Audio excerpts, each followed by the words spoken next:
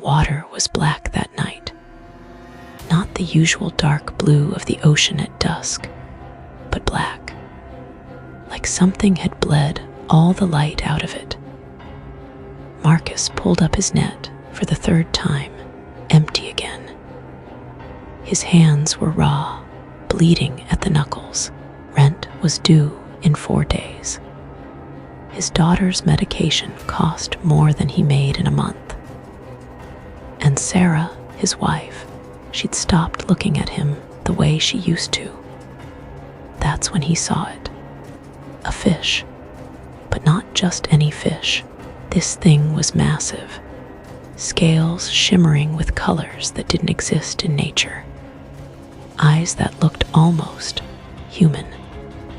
It thrashed in his net, and then, God help him, it spoke. "Let me go, and I'll give you anything you want." Marcus laughed. Exhaustion does that to you. Makes you hear things. Makes you believe in fairy tales when you're drowning in debt.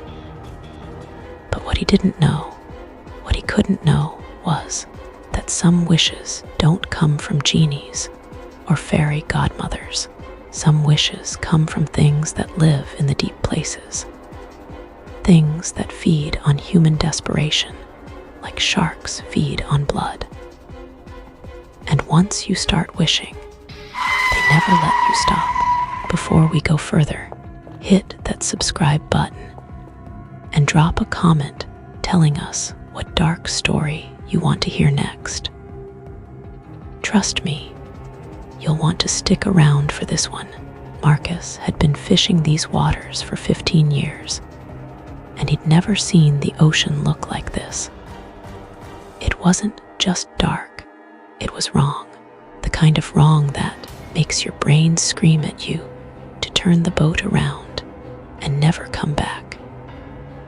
But Marcus couldn't turn around. The hospital had called again that morning. Emma's treatment was being postponed unless they could come up with $12,000 by Friday. $12,000. He'd cried in his truck for 20 minutes before heading to the docks, making sure Sarah didn't see she was already falling apart. And he was supposed to be the one holding it together. He wasn't holding anything together. The boat rocked as another wave hit, and Marcus gripped the edge of his net. His fingers were numb from the cold, bleeding where the rope had torn through calluses. He'd built up over years of this work, 3 pulls tonight, and nothing. Not even the trash fish he usually threw back. Just empty net and black water. Sarah had looked at him differently this morning, not with the love he remembered from their wedding day, or even the exhausted partnership they'd maintained through Emma's diagnosis. This was something new, something that felt like pity mixed with resentment, like she was mourning him while he was still alive. "One more pull," he muttered to himself. "One more and I'm done." The net felt heavier this time.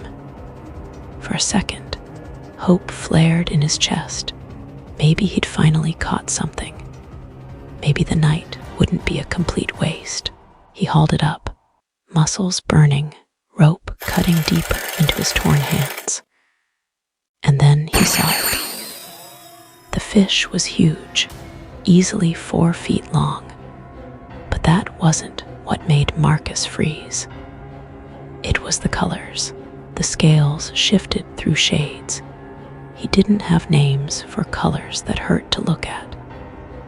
Colors that seemed to exist somewhere between purple and black, and something else entirely. And its eyes. Those eyes were too large, too aware, too focused directly on him, with an intelligence that made his skin crawl. "Jesus Christ," Marcus whispered. The fish stopped thrashing. It hung there in the net, water dripping off its impossible scales, staring at him. The ocean had gone completely silent. No waves, no wind, no sound of his boat's engine that had been rumbling just seconds ago. Then it spoke. "Let me go." The voice didn't come from the fish's mouth. It came from everywhere from the water, from inside Marcus's own head, from the black sky above. It sounded like his father, who drowned when Marcus was 10. It sounded like Emma crying in her hospital bed. It sounded like every nightmare he'd ever had. Marcus stumbled backward, hitting the side of his boat hard enough to bruise. No, this isn't I'm hallucinating. I'm exhausted, and I'm hallucinating. You're not. The fish's mouth didn't move, but those eyes never left him.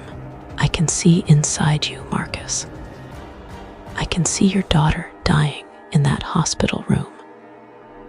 I can see your wife counting pills in the bathroom at 3 in the morning, wondering if it would be easier to just end it. I can see you checking your gun every night, running the same calculations over and over. Stop it. Marcus's voice cracked.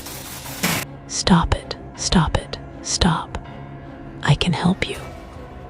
The words hung in the air like smoke. Marcus's hands were shaking so badly, he could barely hold onto the net. This wasn't real. This couldn't be real. But Emma's latest scan showing the tumors spreading, that was real. The eviction notice tucked in his glove compartment, that was real. Sarah's sister offering to let them move in temporarily. The pity in her voice making Marcus want to put his fist through a wall, that was real. How? The word escaped before he could stop it. The fish's eyes seemed to glow brighter. Let me go and make a wish. Anything you want. I've been swimming in these waters for longer than your species has had a name. I've seen empires rise and fall. I've watched stars die. And I can give you what you need. Why? Marcus asked. His voice sounded hollow. Why would you help me? For the first time, the fish's mouth curved into something that might have been a smile. It was the most terrifying thing Marcus had ever seen. Because I'm hungry, it said, and desperation tastes delicious. Marcus should have thrown the net back into the water, should have gunned the engine and raced back to shore, should have never looked back. Every rational part of his brain was screaming at him that this was wrong, that things like this didn't offer help, they offered deals, and deals with things that came from the deep always had a price. But rational thinking was a luxury for people who didn't have dying children. What do you want from me? Marcus asked. His throat was dry. If you give me what I wish for, what do I owe you? Nothing, the fish said, and somehow that was worse than if it had demanded his soul. I ask for nothing in return. Make your wish, Marcus. Save your daughter, save your marriage, save yourself. The ocean was still silent. The whole world felt like it was holding its breath, waiting for him to make a choice that couldn't be unmade. Marcus thought about Emma, 7 years old, barely 40 pounds anymore, her hair gone from the chemo, her smile getting weaker every time he visited.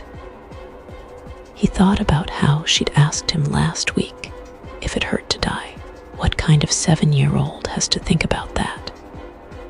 He thought about Sarah, finding her in Emma's empty bedroom 3 nights ago, just sitting on the floor in the dark, not crying, not moving, just existing in her grief like she was practicing for when it became permanent. He thought about the gun, the calculations, the insurance policy that would pay out for an accident, but not a suicide. How long he'd have to wait to make it look convincing. "I wish," Marcus started, his voice barely above a whisper. "I wish for enough money to save my daughter, to pay for her treatment. That's all. I don't want a mansion or a yacht or any of that. Just enough to give Emma a chance."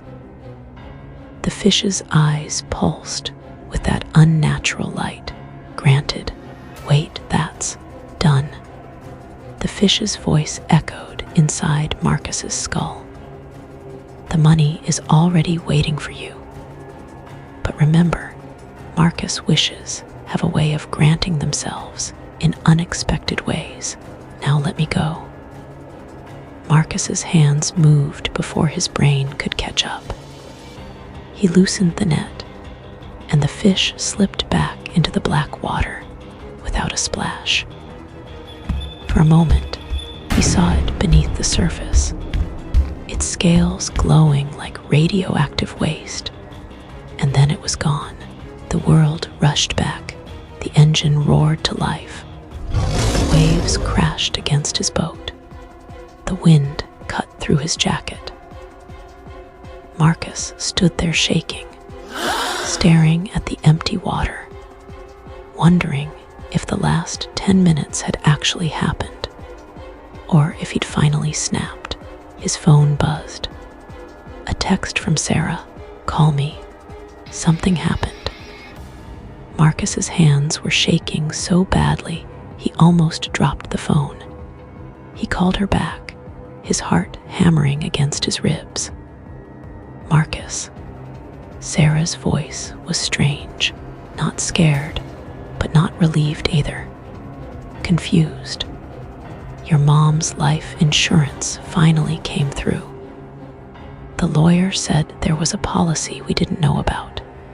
It's, Marcus, it's $50,000. It came through tonight. Just now. The funds are already in our account." The boat rocked beneath him, and Marcus gripped the railing to keep from falling. "Mom died 6 months ago. They said there was no policy. I know what they said, but there was. And it just cleared. We can pay for Emma's treatment. We can pay for everything." Sarah started crying. "Oh God, Marcus, we can save her." Marcus should have felt relief, should have felt joy, but all he felt was cold dread settling into his bones like ice water. His mother had been a waitress her whole life. She'd never had extra money for life insurance. She died with $17 in her checking account, and creditors calling about her visa bill. "Marcus." Sarah's voice cut through his thoughts. "Are you there? This is good news. This is why aren't you saying anything?" "I'm here," he managed. "I'm coming home." He ended the call and stared at the black water. The fish's words echoed in his head. Wishes have a way of granting themselves in unexpected ways. His mother's life insurance. A policy that didn't exist until he needed it, until he wished for it. "What did I do?" Marcus whispered to the empty ocean. The water didn't answer, but somewhere in the depths, he swore he could hear something laughing. Marcus didn't sleep that night. He sat in his truck outside the hospital, watching the sun come up over the parking lot. Sarah's excited voice still ringing in his ears. She'd already called the hospital, already scheduled Emma's next round of treatment, already started making plans like they had a future again. And maybe they did. Maybe the fish had actually helped them. Maybe Marcus was overthinking this, letting exhaustion and stress make him paranoid about something that was actually a miracle. The hospital doors slid open, and Marcus walked through them on autopilot. He'd memorized this route: 3rd floor, East Wing, room 317. Emma's room, where she'd been living for the past 2 months because she was too weak to go home. Sarah met him at the door. She looked different, not just happy, but alive in a way he hadn't seen in months. "Marcus, you have to see her." Emma was sitting up in bed. Actually sitting up, not propped up by pillows because she was too weak to support herself. She was actually eating a bowl of Cheerios and watching cartoons. Her color was better. Her eyes were brighter. "Daddy," she smiled at him, and it was her real smile, not the weak ghost of one he'd gotten used to. "The doctors said my numbers are better. They don't know why, but they're better." Marcus walked over and hugged her, careful like he always was, but she squeezed him back with real strength. "That's amazing, sweetheart." Dr. Patel came in, tablet in hand, looking at Emma like she was a puzzle he couldn't solve. "Mr. and Mrs. Chen, I need to be honest. I don't understand what I'm seeing." Emma's latest blood work shows significant improvement. Her white cell count is up. The tumor markers are down. Her organ function is all improving. This doesn't happen overnight. This doesn't happen at all with how aggressive her case was. Sarah was crying again, happy tears this time. "But it's good news, right? This is good news." "It's excellent news," Dr. Patel said, but he still looked confused. "We'll need to run more tests. But if this continues, we might be looking at full remission," which again, I've never seen this happen this quickly. Marcus felt Sarah grab his hand, felt her squeeze it like she used to before everything fell apart. She looked at him with those eyes he'd fallen in love with, that look that said, "We're going to make it. We're going to be okay." But Marcus couldn't stop thinking about the fish, about wishes having unexpected ways of granting themselves, about the cost that had to be coming. They left the hospital 3 hours later, Dr. Patel promising to call with more test results tomorrow. Sarah was already making plans. They could use the insurance money to pay off their debts, maybe move to a bigger apartment, give Emma a real childhood once she was better. Marcus drove home in silence, Sarah's voice washing over him like white noise. When they pulled into their apartment complex, she kissed him on the cheek, the first real kiss in months, and went inside to call her mother with the good news. Marcus sat in the truck, staring at nothing. This was what he'd wanted. This was everything he'd wished for. So why did it feel like he'd just signed something away in blood? His phone buzzed. Unknown number. Marcus stared at it for a long moment before answering. "Hello." Static. Just static. And underneath it, something that might have been breathing. "Who is this?" Marcus asked. The static cleared for just a moment, and he heard it, that voice that came from everywhere and nowhere, the voice of the thing in his net. "The first wish is free, Marcus.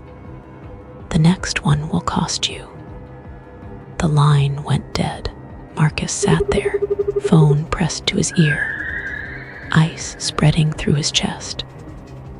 He looked up at his apartment building, saw Sarah through their window, smiling while she talked on the phone, saw their neighbor Mrs.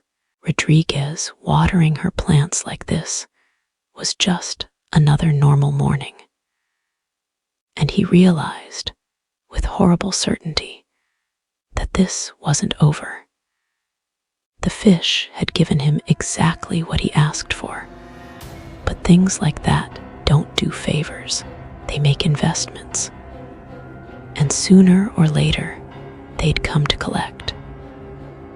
Marcus walked inside, past Sarah, who was still on the phone, past Emma's bedroom with the medical equipment they could finally get rid of, straight to the bathroom. He turned on the water, splashed his face, tried to wash away the feeling of being watched. When he looked up, he saw them. Scales, 3 of them sitting in the sink. They were the same impossible colors as the fish, shifting between shades that didn't exist, pulsing with that sick light. Marcus stared at them, his reflection looking back at him from the mirror, looking like a man who'd just made a deal with something that lived in the deep places, where light doesn't reach.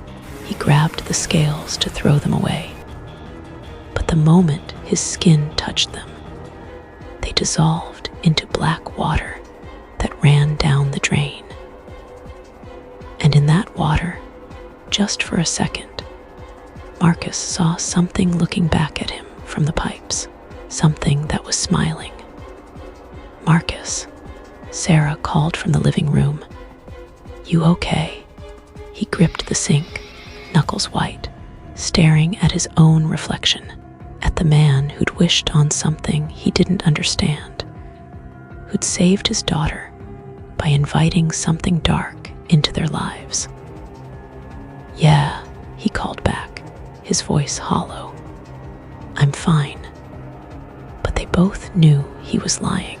Marcus had got everything he wished for. His daughter was healing.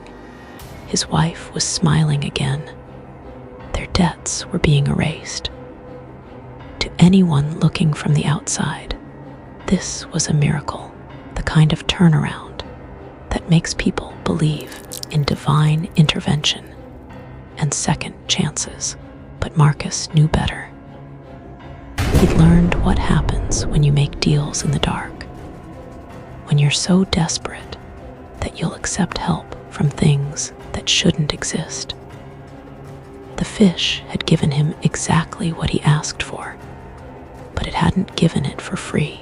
Nothing that crawls up from the deep places ever does anything for free. The scales kept appearing. In the shower drain, in Emma's juice cup, in the crack under their bedroom door. Always dissolving into that black water before Sarah could see them. Always reminding Marcus that something was watching, waiting, collecting interest on a debt he didn't remember agreeing to pay. Emma got better. Every test came back with impossible improvements. Dr. Patel kept using words like miraculous and unprecedented and medical mystery. Sarah started planning for a future she'd given up on. They laughed at dinner again. They made love for the first time in months. They were becoming the family they used to be. But late at night, when Sarah and Emma were sleeping, Marcus would stand at the window and stare at the ocean in the distance. And sometimes, when the moon was hidden and the water looked black, he could swear he saw something massive moving beneath the surface, something with scales that pulsed with colors that shouldn't exist. The phone calls kept coming. Unknown numbers, static and breathing, and that voice that lived inside his head now, always saying the same thing. When you're ready for the next wish, Marcus, I'll be waiting. Because that's how these things work. The first wish is free. It's the hook that gets you. It shows you what's possible, what you can have, how good life can be when the universe bends in your favor. And then, when you're comfortable, when you've forgotten to be afraid, when you start thinking maybe it wasn't that bad after all, that's when they ask for the second wish. And the second wish is never free. Marcus knew he should stop, should take Emma and Sarah, and run as far from the ocean as they could get. Should never look at that black water again. Should be grateful for what he had, and never ask for anything more. But late at night, when he couldn't sleep, he'd find himself thinking, Emma was better. But what about next time? What about when the cancer came back? Because it always came back. What about the apartment that was still too small? The job that still paid too little? The retirement they'd never be able to afford? What about Sarah's sister, who still looked at them with pity? What about all the other problems that money and miracles could fix? What about the next wish? The fish was still out there, swimming in those black waters, waiting, and Marcus knew, God help him. He knew that eventually he'd go back. Because that's the thing about desperation. It's patient. It waits. And when you've seen what's possible, when you've tasted what it feels like to have your prayers answered, when you know there's something out there that can give you everything you've ever wanted, how long can anyone really resist? The scales kept appearing. The phone kept ringing.